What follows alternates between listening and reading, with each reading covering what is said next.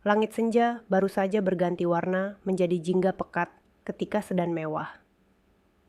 Amara Prameswari meluncur mulus melewati gerbang otomatis perumahan elit di kawasan paling prestisius ibu kota. Citra pesona. Perjalanan bisnisnya dari Singapura selama 5 hari terasa sangat melelahkan, namun juga membawa kesuksesan besar. Proyek raksasa berhasil ia menangkan, menambah pundi-pundi kekayaannya yang seolah tak ada habisnya.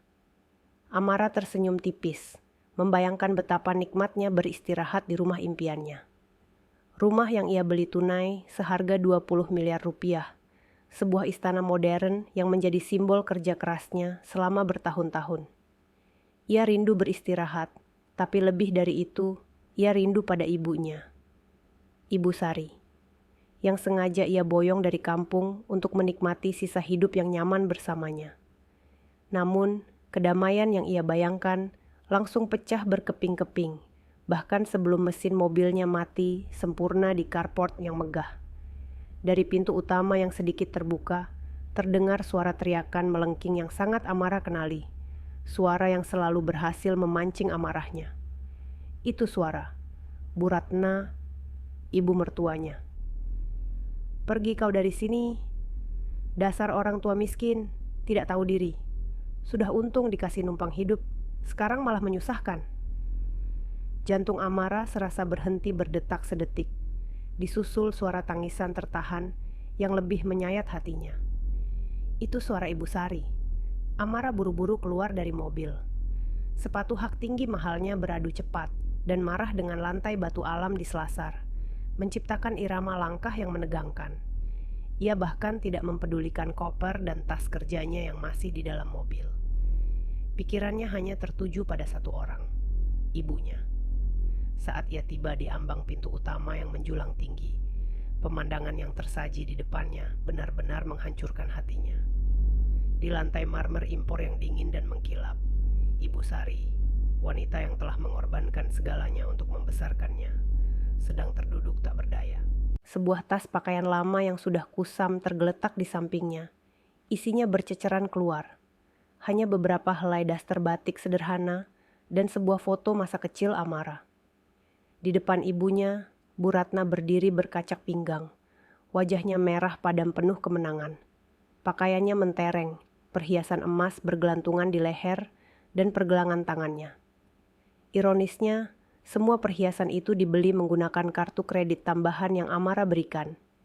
Dan suaminya, Dimas Anggara, pria yang seharusnya menjadi pelindungnya dan pelindung keluarganya, hanya berdiri bersandar santai di pilar ruang tamu.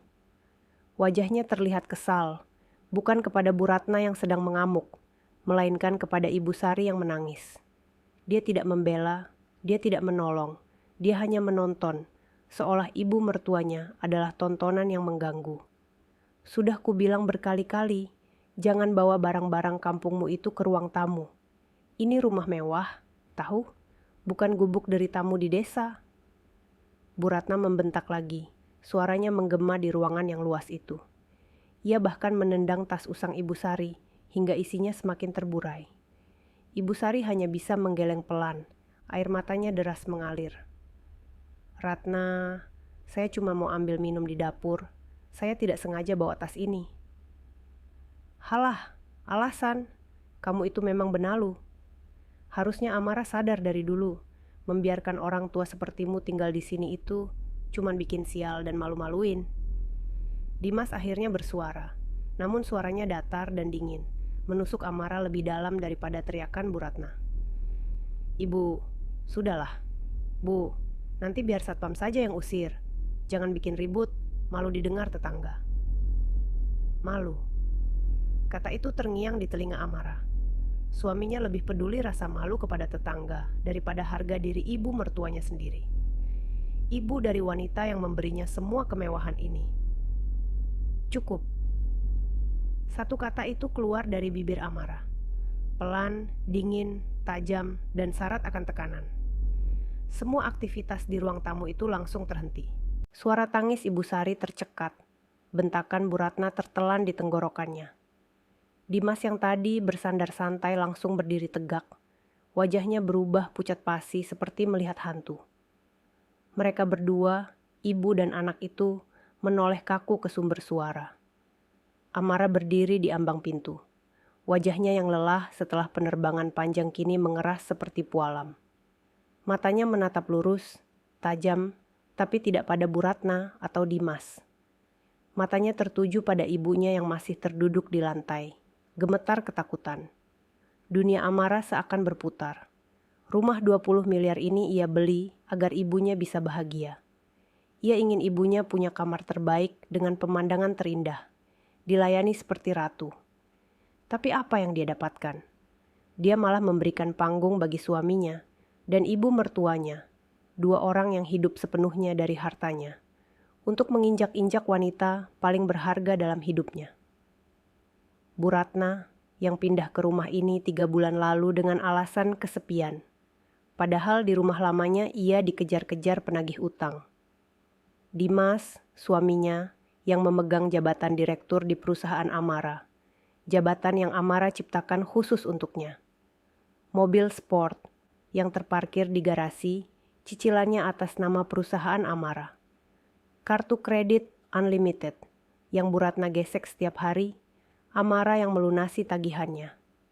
Selama ini Amara diam. Ia menelan semua keluhan kecil Bu Ratna tentang masakan ibunya. Ia mengabaikan cara Dimas yang sering meninggikan suara pada Ibu Sari. Ia pikir itu harga kecil untuk sebuah kedamaian. Tapi hari ini mereka sudah keterlaluan. Mereka telah menginjak-injak batas kesabarannya. Sayang, kamu sudah pulang? Dimas tergagap, keringat dingin mulai membasahi pelipisnya. Ia berjalan mendekat, berusaha meraih tangan Amara. Bu Ratna, meski kaget, berusaha memutarbalikkan fakta. Wajah garangnya langsung berubah, seolah dialah korbannya. Amara, syukurlah kamu pulang. Kamu harus lihat sendiri kelakuan ibumu ini. Bikin ulah terus dari tadi. Ibu kan cuma menasihati baik-baik, biar dia tahu diri sedikit tinggal di rumah semewah ini. Amara bergeming. Ia menepis tangan Dimas dengan kasar. Ia berjalan pelan, langkahnya mantap dan menakutkan. Ia melewati Dimas yang membeku. Ia melewati Bu Ratna yang kini sedikit gentar melihat aura putrinya. Amara berhenti tepat di depan ibunya. Ia berjongkok, tidak peduli gaun kerja mahalnya menyentuh lantai. Tangannya yang terawat lembut memegang bahu Ibu Sari yang bergetar hebat. "Ibu," panggil Amara. Suaranya melembut hanya untuk ibunya. Ibu Sari mengangkat wajahnya yang basah kuyup oleh air mata. "Amara, Nak, maafkan ibu. Nak, ibu tidak bermaksud." "Ibu tidak salah apa-apa," potong Amara. Suaranya tenang, namun penuh getar amarah yang ditahan. Amara menata pakaian ibunya yang berserakan. Daster batik sederhana, pakaian kesayangan ibunya. Dengan sabar, Amara memunguti pakaian itu satu persatu, melipatnya dengan rapi, dan memasukkannya kembali ke dalam tas usang itu. Bu Ratna salah mengartikan tindakan Amara. Ia pikir Amara setuju dengannya. Ia tersenyum sinis. "Nah bagus, kamu sendiri yang bereskan, Mara. Suruh ibumu itu kembali ke kamarnya di belakang. Jangan bikin malu di ruang tamu." Amara selesai merisleting tas itu. Ia membantu ibunya berdiri dengan hati-hati. Lalu ia berbalik, menatap lurus ke arah Bu Ratna dan Dimas. Wajahnya kini benar-benar tanpa ekspresi. Dan ketenangan yang mematikan itulah yang membuat Dimas dan Bu Ratna tiba-tiba merasa seluruh udara di ruangan itu tersedot habis. Mereka tahu, badai sesungguhnya baru saja akan dimulai. Amara menuntun Ibu Sari berdiri. Tangannya yang gemetar ia genggam erat, berusaha menyalurkan kekuatan, meski hatinya sendiri hancur berkeping-keping. "Amara, Nak, maafkan ibu. Ibu bikin malu." Lirih Ibu Sari, air matanya masih belum berhenti mengalir. Ia menunduk dalam-dalam, tidak berani menatap putrinya, seolah penghinaan yang baru saja ia terima adalah kesalahannya. "Ibu tidak salah apa-apa," desis Amara, suaranya tenang. Namun ada nada berbahaya di baliknya yang membuat Dimas dan Bu Ratna menelan ludah. Amara merapikan sedikit rambut ibunya yang acak-acakan. "Ibu," Amara antar ke mobil. "Ibu tunggu Amara di dalam. Nyalakan AC-nya biar sejuk. Ibu istirahat dulu, biar Amara yang selesaikan ini." "Tapi, Nak, nanti kamu bertengkar." Ibu Sari tampak cemas. "Tidak akan ada pertengkaran, Bu. Hanya ada keputusan," jawab Amara tegas. Ia memapah ibunya, berjalan melewati Bu Ratna dan Dimas tanpa sedikit pun melirik mereka. Bu Ratna mendengus kesal, hendak membuka mulut lagi. "Mara, kamu itu harusnya marahi ibumu, bukannya..." Amara berhenti melangkah. Ia tidak berbalik. Ia hanya memiringkan kepalanya sedikit. "Jangan bicara apa-apa lagi, Bu Ratna. Saya sedang tidak ingin mendengarnya." Aura dingin yang terpancar dari punggung Amara sudah cukup untuk membuat Bu Ratna terdiam seketika. Amara mengantar ibunya sampai ke pintu depan, membukakan pintu mobil mewahnya, dan memastikan ibunya duduk nyaman di kursi penumpang. "Tunggu Amara di sini," ulangnya, lalu menutup pintu mobil dengan pelan. Setelah memastikan ibunya aman di dalam mobil, Amara berbalik. Pintu utama rumah itu masih terbuka lebar. Ia berjalan masuk kembali. Suara langkah sepatunya di lantai marmer kini terdengar berbeda. Tak, tak, tak. Setiap langkah terdengar seperti palu hakim yang akan mengetuk vonis. Ia berhenti tepat di tengah ruang tamu yang luas itu. Dimas sudah memasang wajah memelas, bersiap dengan 1001 pembelaan. "Sayang, Amara, kamu pasti capek banget kan? Sini duduk dulu, kita bicara baik-baik." Dimas mendekat. Tangannya terulur hendak memijat bahu Amara. "Soal tadi, Ibu Ratna itu mungkin lagi stres saja. Kamu tahu kan, dia..." Amara menepis tangan Dimas dengan kasar. "Stres?" ulang Amara, suaranya naik 1 oktav. "Ibuku diusir seperti pengemis dari rumahku sendiri, dan kamu bilang ibumu cuma stres?" "Dimas, bukan begitu Amara." Dimas panik. "Maksudku, kita bisa selesaikan ini. Aku akan minta Ibu Ratna minta maaf sama ibumu ya." Bu Ratna yang sedari tadi diam kembali tersulut. "Minta maaf? Enak saja. Kenapa ibu yang harus minta maaf? Harusnya ibumu itu yang minta maaf karena sudah bikin kotor rumah." "Kamu ini bagaimana sih Amara? Jadi istri bukannya membela suami dan mertua, malah membela orang tuamu yang jelas-jelas salah." Amara menatap Bu Ratna. Tatapan yang begitu dingin, begitu tajam, seolah menelanjangi semua kesombongan dan kebusukan hati wanita itu. Amara tidak berteriak. Ia justru tersenyum. Senyum tipis yang jauh lebih menakutkan daripada amukan badai. Lalu, Amara melakukan sesuatu yang membuat mereka berdua bingung. Ia mengangkat pergelangan tangannya, menatap jam tangan berlian rose gold yang melingkar di sana. Jarum detiknya bergerak dengan tenang, kontras dengan suasana yang memanas. "Sekarang jam 5:20 sore," ucap Amara pelan, suaranya terdengar jelas di ruangan yang mendadak hening itu. Dimas dan Bu Ratna saling pandang. "Maksud kamu apa, Mara?" tanya Dimas. Firasatnya mulai tidak enak. Amara menurunkan tangannya. Ia menatap lurus bergantian ke arah suaminya dan ibu mertuanya. Matanya yang indah kini mengeras tanpa ada sisa kehangatan.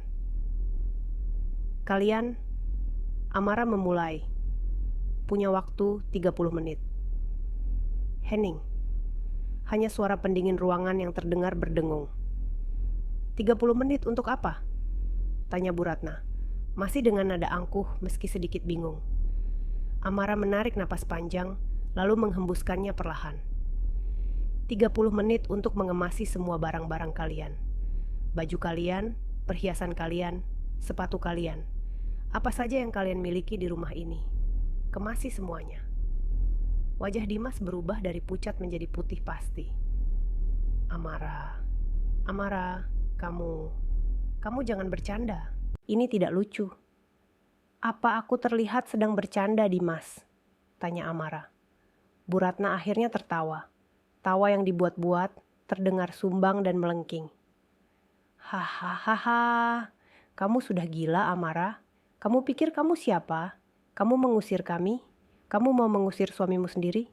Kamu mau mengusir ibu mertuamu? Sadar, Amara. Ini rumah anakku juga. Bukan, sela Amara cepat. Ini rumahku. Rumah kita, Amara.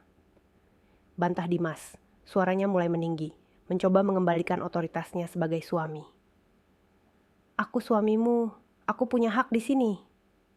Kamu tidak punya hak apa-apa di sini, jawab Amara, lebih dingin dari sebelumnya. Rumah ini sertifikatnya 100% atas namaku, Amara Prameswari. Rumah ini kubeli lunas dengan uang hasil kerja kerasku, jauh sebelum aku membuat kesalahan terbesar dalam hidupku dengan menikahimu, Dimas. Wajah Bu Ratna langsung berubah, tawanya hilang. Apa maksudmu? Harta gono gini? Tidak ada harta gono gini, potong Amara. Dan kamu, Bu Ratna. Amara menatap mertuanya. Anda hanya saya izinkan tinggal karena rasa hormat saya pada suami saya. Tapi hari ini, rasa hormat itu sudah habis. Ludes. Terbakar bersamaan dengan kesombongan kalian yang mengusir ibuku. Amara kembali melirik jam tangannya. Waktu kalian berjalan, tinggal 28 menit lagi. Amara kemudian berjalan santai menuju sofa tunggal paling mahal di ruangan itu. Sofa bludru berwarna zamrud yang biasanya diduduki Bu Ratna seperti singgasana ratu. Amara duduk di sana, menyilangkan kakinya dengan anggun. Ia terlihat seperti seorang ratu yang siap memberikan titah. Dimas gemetar, antara marah dan takut. Amara, hentikan omong kosong ini. Kamu mau merusak rumah tangga kita? Kamu mau jadi anak durhaka sama mertua? Amara mengabaikan rengekan Dimas. Ia mengambil ponselnya dari dalam tas tangan yang ia letakkan di meja. Tangannya yang lentik menari di atas layar, mencari satu nama kontak. Mau apa kamu? Mau menelepon siapa? Hardik Bu Ratna berusaha terdengar berani. Mau mengadu? Silakan. Ibu tidak takut. Amara menekan tombol panggil dan mengaktifkan loudspeaker. Nada sambung terdengar sekali, lalu langsung diangkat. Halo Pak Hendra, selamat sore. Suara berat dan profesional terdengar dari seberang. Sore, Bu Amara. Ada yang bisa saya bantu? Nama Pak Hendra membuat lutut Dimas lemas seketika. Pak Hendra, pengacara pribadi Amara, pengacara yang paling ia takuti. Iya Pak, lanjut Amara. Matanya menatap lurus ke arah Dimas dan Bu Ratna yang kini membeku. Sesuai dugaan kita beberapa minggu ini, situasinya sudah terjadi. Di rumah saya sangat tidak kondusif. Bu Ratna dan Dimas saling pandang, ngeri.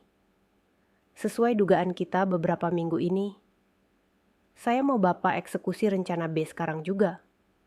Perintah Amara. Bawa tim Bapak ke sini. Bawa semua surat-surat yang sudah kita siapkan.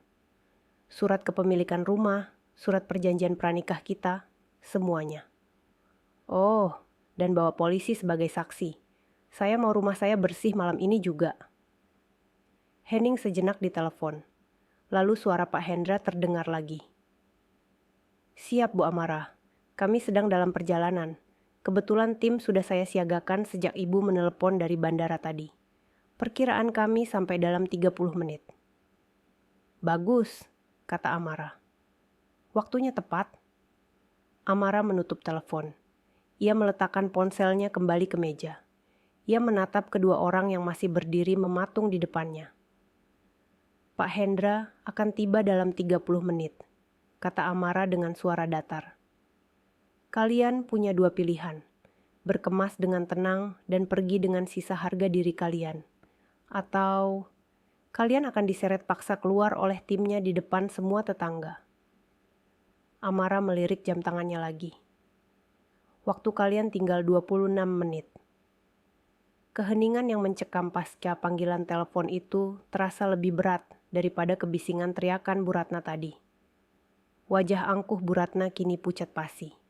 Matanya membelalak tak percaya. Tawa sombong yang tadi ia keluarkan kini lenyap tak berbekas. Dimas, di sisi lain, tampak seperti orang yang baru saja kehilangan pijakan. Kakinya gemetar hebat, keringat dingin sebesar biji jagung mulai mengalir dari pelipisnya. Amara, sayang, kamu serius? Suara Dimas bergetar hebat. Ia mencoba langkah terakhir, memelas. Pak Hendra, polisi, ini berlebihan, Mara. Ini masalah keluarga kita. Kenapa harus bawa pengacara? Amara, yang masih duduk santai di sofa zamrudnya, menatap Dimas seolah baru pertama kali melihat pria itu. Masalah keluarga? Amara mendengus. Saat ibumu mendorong ibuku keluar, apa itu masalah keluarga? Saat kamu, suamiku, hanya berdiri diam dan menyuruh ibumu. Jangan ribut nanti malu didengar tetangga. Apa itu masalah keluarga? Dimas kehilangan kata-kata.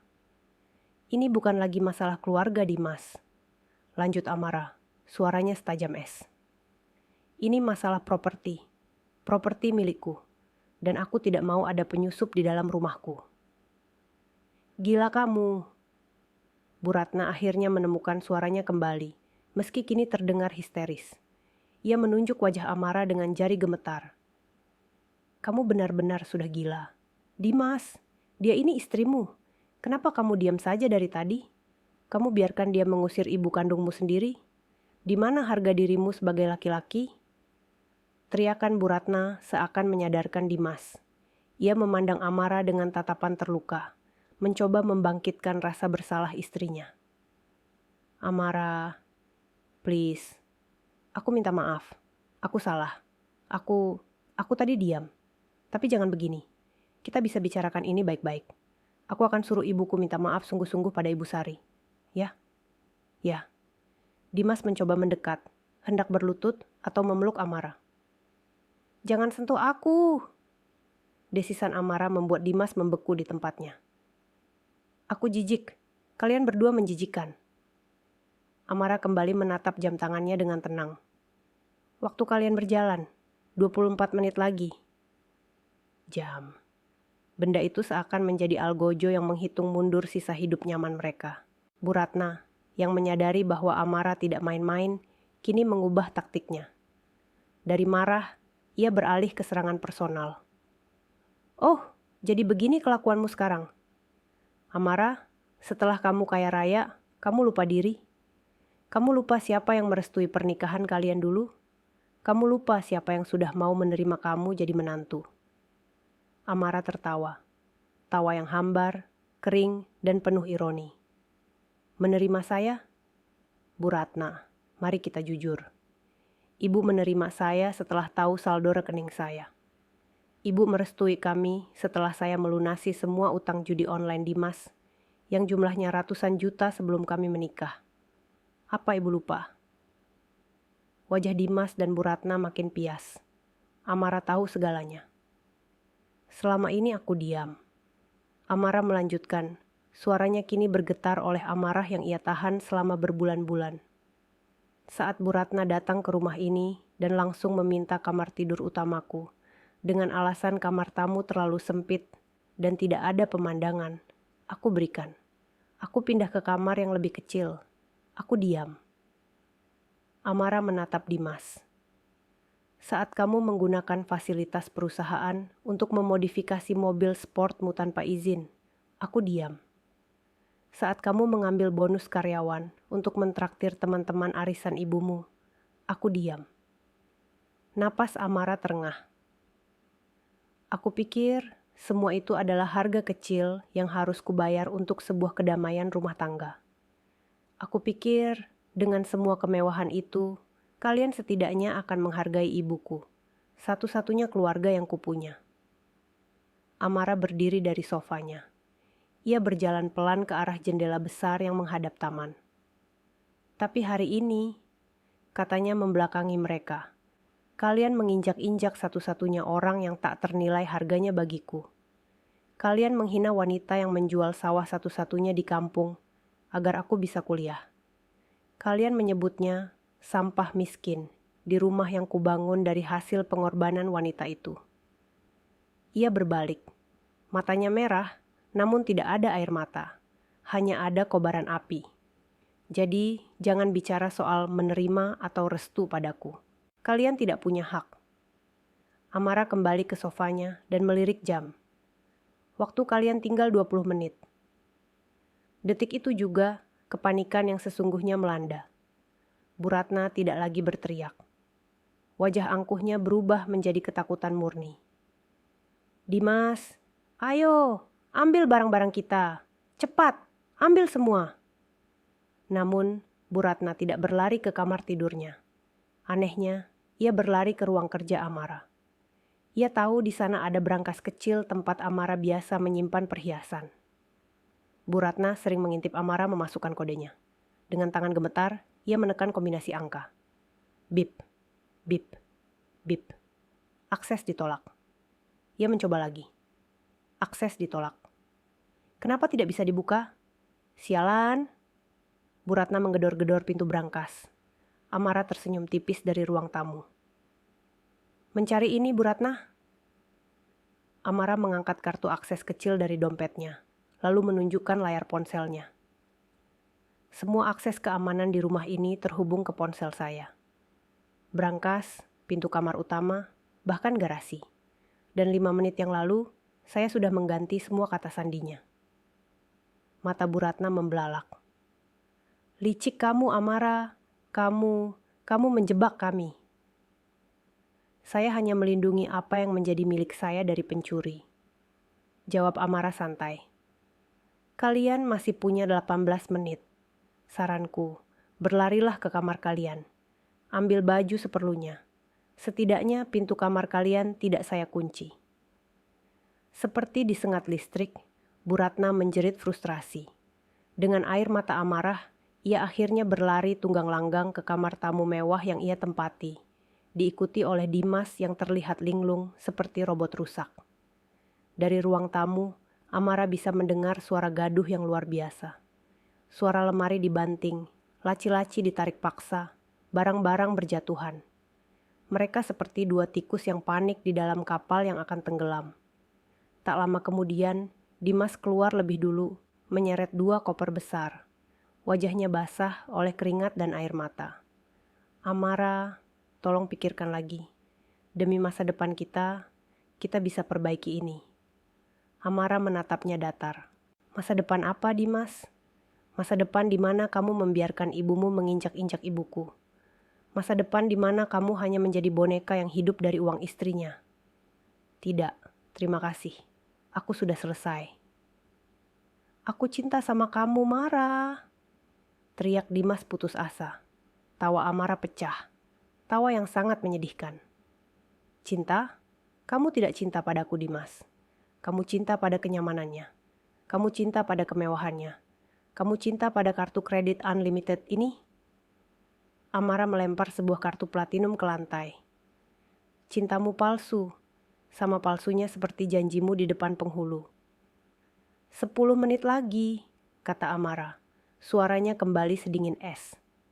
Bu Ratna menyusul keluar, menyeret koper yang lebih besar lagi, yang sepertinya nyaris meledak saking penuhnya.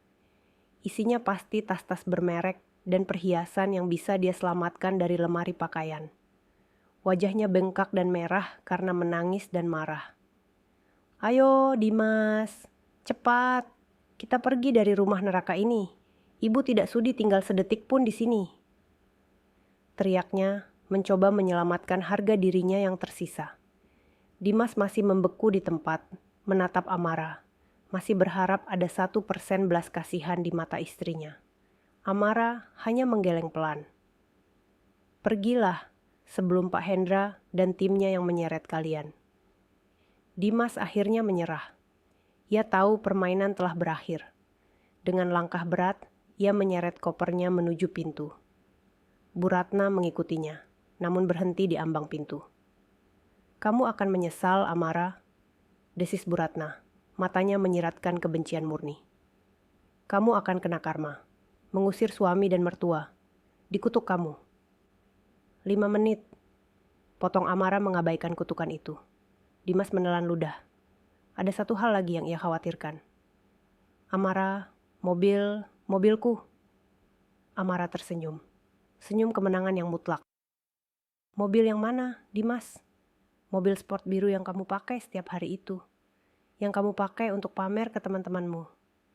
Dimas mengangguk pelan. Mobil itu, kata Amara. Cicilannya dibayar penuh atas nama perusahaanku. Dan seperti yang kubilang tadi, kamu sudah kupecat. Jadi mobil itu adalah aset perusahaan. Kuncinya ada padaku. Tapi, bantah Dimas. Ting tong. Suara bel rumah yang jernih dan berwibawa memotong ucapan putus asa Dimas. Amara berdiri dari sofa zamrudnya. Ia merapikan sedikit blazernya yang kusut. Ah, katanya ringan, seolah baru saja menyambut tamu penting. Waktu kalian habis. Sepertinya Pak Hendra dan timnya datang 5 menit lebih cepat. Amara berjalan menuju pintu. Mata Bu Ratna dan Dimas membelalak ngeri menatap ke pintu besar di depan mereka yang sebentar lagi akan terbuka. Suara bel itu terdengar lagi. Dimas dan Bu Ratna yang berdiri di ambang pintu dengan koper-koper mereka yang membuncit, tampak membeku. Mereka seperti pencuri yang tertangkap basah. Amara berjalan melewati mereka. Ia menekan tombol interkom di dinding. Silakan masuk Pak Hendra. Pintunya tidak dikunci. Pintu kayu jati solid setinggi 3 meter itu didorong perlahan dari luar, terbuka tanpa suara, menampakkan pemandangan yang membuat Bu Ratna terhuyung mundur. Di depan berdiri Pak Hendra, pengacara pribadi Amara. Sosoknya tinggi, tegap, mengenakan setelan jas abu-abu mahal. Wajahnya kaku dan profesional. Di belakangnya berdiri 2 pria berbadan tegap mengenakan kemeja safari. Jelas bukan pengacara, melainkan tim jurusita. Dan yang paling membuat Dimas terkejut, di belakang mereka lagi berdiri 2 petugas kepolisian berseragam lengkap. Selamat sore, Bu Amara, sapa Pak Hendra. Suaranya yang berat dan tenang langsung mengisi keheningan di ruang tamu mewah itu. Ia melangkah masuk, diikuti oleh 4 orang lainnya. Tim itu bergerak serempak, efisien, dan mengintimidasi. Sore, Pak Hendra. Terima kasih sudah datang cepat, jawab Amara. Mata Pak Hendra langsung memindai ruangan. Ia melihat Dimas yang pucat pasi dan Bu Ratna yang gemetar ketakutan.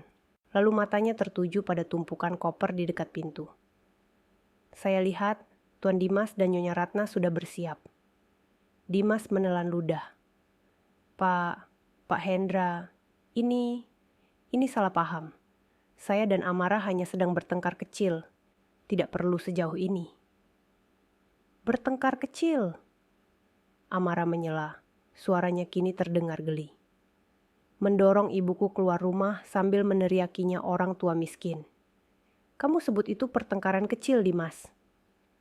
Pak Hendra tidak membuang waktu. Bu Amara, kami sudah membawa semua dokumennya. Saat itu, Amara menatap wajah Dimas.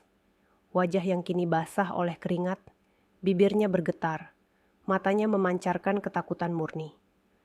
Wajah itu mengingatkan Amara pada masa lalu. 1,5 tahun yang lalu, saat penandatanganan perjanjian pranikah.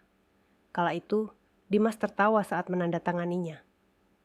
Hahaha, sayang perjanjian pranikah. Astaga, kamu lucu banget sih. Kamu kira aku mau menikahimu karena hartamu? Aku mau kamu, Amara. Aku cinta sama kamu. Anggap saja formalitas. Formalitas. Amara tersadar dari lamunannya. Ia menatap Dimas. Kalian ingat perjanjian pranikah yang kita tanda tangani dulu, Dimas? Tanya Amara pelan. Jantung Dimas serasa diremas. Perjanjian kertas yang ia anggap lelucon dan formalitas itu kan? Itu tidak bisa dipakai untuk mengusirku, Mara. Aku suamimu. Teriak Dimas, suaranya pecah. Bu Ratna, yang tidak mengerti hukum, beralih menyerang polisi. Pak polisi, Pak, tolong kami. Lihat, wanita ini sudah gila. Dia mengusir kami dari rumah kami sendiri. Dia durhaka. Tangkap dia, Pak. Bu Ratna mencoba menarik lengan salah satu petugas. petugas polisi itu mundur selangkah dengan sopan namun tegas. Mohon maaf, Ibu. Kami di sini hadir hanya sebagai saksi untuk mendampingi pelaksanaan proses hukum yang diajukan oleh pengacara. Ini murni ranah perdata. Kami bertugas memastikan tidak ada tindak kekerasan atau perlawanan terhadap petugas hukum. Wajah Bu Ratna langsung jatuh. Polisinya tidak membelanya. Pak Hendra melangkah maju. Ia membuka sebuah map kulit mahal. Tuan Dimas, Nyonya Ratna, saya di sini untuk membacakan surat kuasa dan surat perintah pengosongan. Tidak, potong Dimas. Saya tidak mau dengar. Ini rumah saya. Saya tidak akan pergi. Dimas nekat. Ia mencoba berlari ke lantai 2, mungkin untuk mengunci diri di kamar. Namun, dua pria berbadan tegap yang dibawa Pak Hendra bergerak lebih cepat. Dengan satu gerakan sigap, mereka mencegat Dimas. Satu orang memegang lengan kanannya, satu lagi memegang lengan kirinya. Tubuh Dimas terangkat sedikit, tidak bisa bergerak. Lepaskan aku, lepaskan, Amara, suruh mereka lepaskan aku, Amara. Dimas meronta-ronta. Dimas. Amara akhirnya angkat bicara. Kamu ingat saat kamu tertawa ketika menandatangani kertas itu? Kamu ingat ibumu bilang itu cuma formalitas? Aku tidak pernah merencanakan pengusiran ini, Dimas. Aku hanya merencanakan perlindungan. Kalianlah yang merencanakan penghinaan terhadap ibuku. Kalian yang memaksa asuransi ini aktif hari ini. Dan ini adalah konsekuensinya. Amara bergeser sedikit. Pak Hendra, kata Amara tegas. Waktu mereka sudah habis. Rumah saya harus bersih malam ini. Perintah Amara menggantung di udara, dingin dan mutlak. Pak Hendra mengangguk sekali. Kedua pria berbadan tegap yang menahan Dimas mulai bertindak. Mereka menyeret Dimas yang masih dalam cengkraman kuat. Mereka menuju pintu keluar. Tidak, lepaskan aku. Ini rumah aku. Amara, Amara aku minta ampun. Tolong, aku suamimu. Melihat putranya diseret, Bu Ratna meledak dalam amarah membabi buta. Amara, ini semua gara-gara kamu. Anak sialan, perempuan tidak tahu diuntung. Dengan gerakan tiba-tiba, Bu Ratna menerjang ke arah Amara. Kuku-kukunya yang dicat merah menyala teracung ke depan, mengincar wajah Amara. Namun Amara bahkan tidak bergeming. Pak Hendra memberi isyarat kecil. Dua petugas keamanan yang tadi berdiri di belakangnya bergerak dalam satu kedipan mata. Hap! Belum sempat kuku Bu Ratna menyentuh udara di depan Amara. Kedua lengannya sudah dicengkram kuat dari samping. Lepaskan! Sakit! Kalian mau membunuhku. Pak polisi lihat. Mereka kasar sama saya. Bu Ratna meronta-ronta bagaikan ikan yang menggelepar di daratan. Ibu, kata petugas polisi, Anda baru saja mencoba melakukan penyerangan fisik terhadap Nyonya Amara. Harap kooperatif. Jika tidak, kami terpaksa akan menahan Anda. Ancaman itu membuat Bu Ratna lemah seketika. Silakan lanjutkan, Pak, kata Amara. Pemandangan di ruang tamu mewah itu sungguh tragis, sekaligus ironis. Dimas diseret oleh dua petugas menuju pintu. Sementara Bu Ratna, yang sudah berhenti meronta, dipaksa, lebih tepatnya setengah digotong, oleh dua petugas lainnya menyusul putranya. Koper kita, Dimas, jerit Bu Ratna. Tumpukan koper besar, mereka didorong paksa keluar melewati ambang pintu. Dimas dan Bu Ratna dilepaskan cengkramannya tepat di teras depan. Mereka ambruk di lantai. Pintu utama yang megah itu masih terbuka lebar. Amara berdiri di baliknya, di dalam istananya yang sejuk, menatap dua manusia yang kini terduduk hina di teras rumahnya. Koper, bisik Bu Ratna lirih. Setidaknya beri kami barang-barang kami. Pak Hendra memberi isyarat lagi. Salah satu petugas jurusita mengambil koper terbesar milik Bu Ratna. Ia berjalan ke tepi teras, dan dengan satu ayunan kuat, melemparkan koper itu ke jalanan beraspal di luar gerbang yang terbuka. Bruk! Tidak! Jerit Bu Ratna. Bruk! Koper kedua milik Dimas menyusul. Bruk! Koper ketiga yang paling buncit. Saking kerasnya lemparan itu, resleting koper itu pecah. Puluhan baju-baju mahal, tas-tas bermerek, dan pakaian dalam berhamburan keluar, berserakan di aspal jalanan kompleks yang basah. Itu adalah puncak penghinaan. Dan tepat pada saat itulah para tetangga mulai keluar. Keributan jeritan Bu Ratna dan suara bantingan koper terlalu keras untuk diabaikan. Mobil Mercedes milik Nyonya Melati. Tetangga sebelah yang terkenal paling ingin tahu, berhenti mendadak. Satpam kompleks berlari mendekat. Asisten rumah tangga dari seberang berkerumun. Mereka semua melihatnya. Mereka melihat Dimas, pria gagah yang sombong dengan mobil sportnya. Kini terduduk di aspal dengan wajah berlinang air mata. Mereka melihat Bu Ratna, wanita angkuh, kini memunguti pakaian dalamnya yang berserakan di jalan. Bu Ratna gemetar memunguti barangnya satu persatu. Dimas bangkit, wajahnya merah padam menahan malu. Ia berjalan terhuyung mengambil kopernya. Ia berhenti sejenak di depan gerbang, menatap Amara yang masih berdiri diam di pintu rumahnya yang megah. "Amara!" teriak Dimas, suaranya serak dan penuh kebencian. "Kamu akan menyesal. Aku sumpah kamu akan menyesal seumur hidupmu." Amara tidak menjawab. Ia hanya menatap mantan suaminya itu dengan tatapan dingin. Lalu, Amara menekan tombol di interkom dinding di sebelahnya. "Satpam," katanya pelan, suaranya terhubung ke pengeras suara di pos jaga yang didengar semua orang. "Tolong tutup gerbangnya, jangan biarkan sampah masuk." Perintah Amara menggema. Lalu, dengan derit pelan yang nyaris agung, gerbang besi tempah hitam setinggi 4 meter itu mulai bergerak menutup. Perlahan, namun pasti, mengisolasi kemewahan di dalamnya dari kehinaan di luarnya. KLAK. Suara kunci magnetik terdengar tegas. Gerbang itu tertutup rapat. Di luar gerbang, drama penghinaan masih berlanjut. Nyonya Melati menurunkan kaca jendela mobilnya. "Loh, Bu Ratna, Pak Dimas, kok koper-kopernya di luar semua? Ada acara pindahan ya? Tapi kok dilempar-lempar begini? Aduh, itu pakaiannya sampai berserakan. Kasihan sekali." Nadanya dibuat-buat prihatin. "Bukan urusanmu, pergi sana," bentak Bu Ratna. "Oh, galak sekali. Saya kan cuma bertanya." "Ya sudah, hati-hati di jalannya, Bu Ratna." Mobilnya melaju pelan, memastikan ia melihat setiap detik penderitaan mereka. Video itu pasti sudah menyebar di grup arisan kompleks. Satpam kompleks kini mendekati mereka. "Mohon maaf, Pak Dimas, Bu Ratna. Sesuai instruksi, Bapak dan Ibu tidak diizinkan membuat keributan di depan properti ini. Mohon segera tinggalkan area ini." Diperlakukan seperti pengemis. Batin Dimas hancur. Ia menendang kopernya. "Ibu, cepat bereskan. Kita pergi dari sini." "Pergi kemana, Dimas? Kita tidak punya apa-apa lagi," tangis Bu Ratna. "Kita masih punya mobil." Dimas teringat SUV mewah hitam yang dibelikan Amara.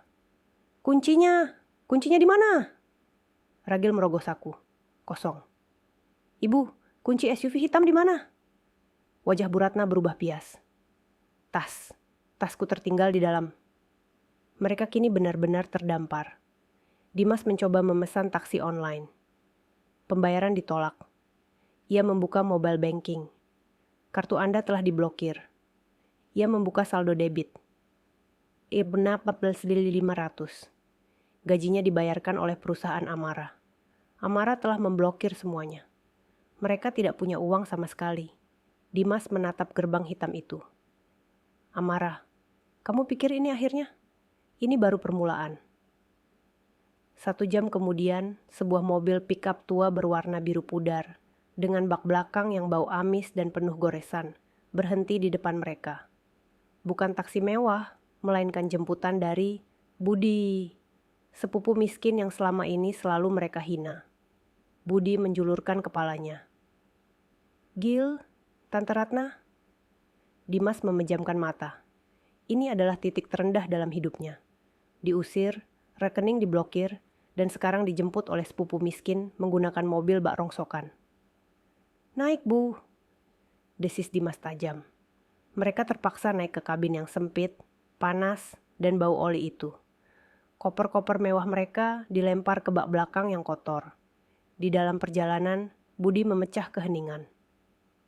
Beneran diusir, Gil? Sampai rekening diblokir? Berarti kamu gak punya uang sepeser pun. Bener kan? Analisis sederhana dari seorang montir itu menampar Dimas. Tolong antar kami ke apartemen lamaku di Kebon Jeruk, kata Dimas. Harapan terakhirnya. Namun, saat tiba di sana, resepsionis memberikan kabar buruk. Mohon maaf, Pak, unit 128 sudah dijual 6 bulan yang lalu oleh pemilik kuasa, Ibu Amara Prameswari. Dunia Dimas runtuh. Amara telah memotong semua jaring pengamannya jauh sebelum hari ini. Terus kita mau tidur di mana? Tangis Bu Ratna. Budi menghela napas. Ikut aku ke rumahku, tapi ya gitu, seadanya. Jangan kaget kalau sempit dan panas. Mereka berakhir di sebuah kontrakan petak di gang sempit pinggiran Jakarta. Mobil tidak bisa masuk. Mereka harus menyeret koper mewah itu melewati jalan becek yang ditonton warga kampung. Di dalam rumah Budi yang berlantai semen dan berdinding triplek, mereka tidur beralaskan tikar pandan yang keras dan bau apek. Hanya ada kipas angin tua yang berisik. Pagi menjelang. Dimas terbangun dengan punggung sakit dan gigitan nyamuk. Ia menghidupkan ponselnya yang sisa baterai 2%. Bling, bling, bling. Rentetan email masuk. Email pertama dari HRD. Surat pemutusan hubungan kerja, PHK, secara tidak hormat. Email kedua dari Pak Hendra. Surat gugatan cerai. Email ketiga dari bagian keuangan. Lampiran tagihan biaya pelanggaran penggunaan aset perusahaan. Modifikasi mobil dan biaya pribadi Bu Ratna. Total 342.500.000. Surat tuntutan pidana. Penggelapan dana akan dilayangkan jika tidak ada penyelesaian dalam 7x24 jam. Ponsel itu terlepas dari genggaman Dimas. Bu Ratna terbangun. Ada apa, Dimas? Amara telepon minta maaf. Dimas menunjuk layar ponsel dengan tangan gemetar. Bu Ratna membacanya. PHK, cerai, utang 142 juta, penjara. Bu Ratna tidak berteriak. Matanya membelalak, napasnya tercekat, lalu tubuhnya limbung. Ia jatuh pingsan di atas tikar pandan yang kotor. Kepanikan melanda. Budi membantu menyadarkan Bu Ratna dengan minyak angin murahan. Saat sadar, Bu Ratna menangis. Tangisan orang yang sudah kalah total. Penjara, utang ratusan juta. Dimas, kita akan dipenjara. Dimas menatap Budi. Don, boleh pinjam uang? Buat ongkos. Ke rumah Amara. Aku janji ganti. Budi memberikan 100.000 rupiah, uang terakhirnya. 2 jam kemudian, pemandangan ironis kembali terjadi di depan gerbang perumahan Citra Pesona. Kali ini tidak ada teriakan, tidak ada koper. Hanya ada 2 sosok kuyu yang datang dengan ojek online. Dimas menekan bel intercom. Di dalam, Amara melihat CCTV.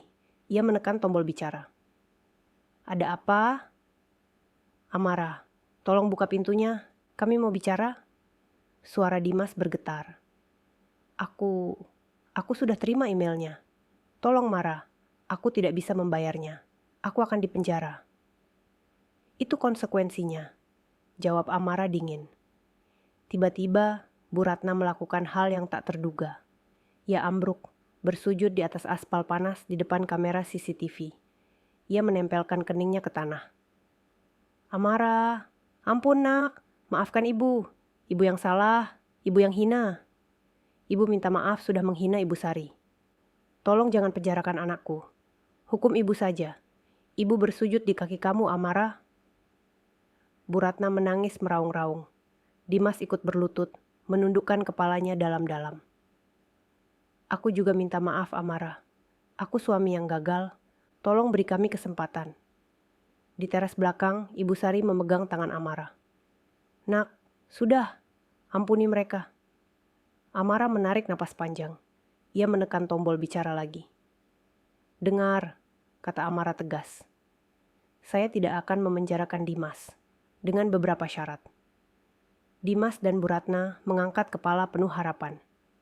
1. Dimas, tanda tangani surat gugatan cerai tanpa syarat, tanpa tuntutan harta gonogini sepeser pun. 2. Utang penggelapan 142 juta itu saya potong. Saya hanya akan menagih 200 bulan cicilan. Kamu harus mencicilnya padaku 1 juta rupiah setiap bulan sampai lunas. Jika 1 bulan saja kamu mangkir, surat tuntutan pidana itu langsung saya proses. Dimas menghitung cepat. 200 bulan. Hampir 17 tahun ia akan terikat utang pada Amara. Tapi itu lebih baik daripada penjara. Aku setuju, aku setuju. Dan syarat ketiga, suara Amara menusuk tajam. Jangan pernah lagi tunjukkan wajah kalian berdua di depan saya atau di depan ibu saya. Selamanya. Paham? Paham, Nak. Paham. Terima kasih. Ratap Bu Ratna. Pergi dari depan gerbang saya. Pak Hendra akan menghubungi kalian nanti siang. Klik. Sambungan terputus.